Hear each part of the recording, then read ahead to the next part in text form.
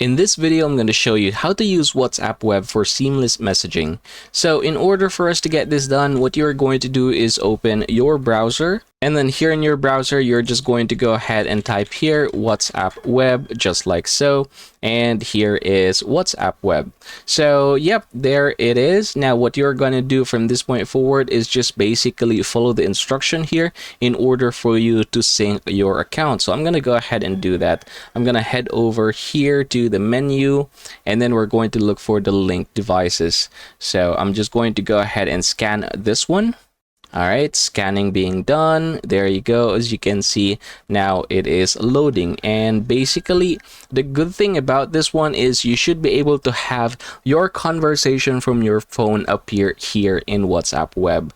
So yeah, that is it, everybody. You can then go ahead and start having a conversation, or basically just messaging people whom you want to do that for. So that is how you're going to use WhatsApp Web for seamless messaging.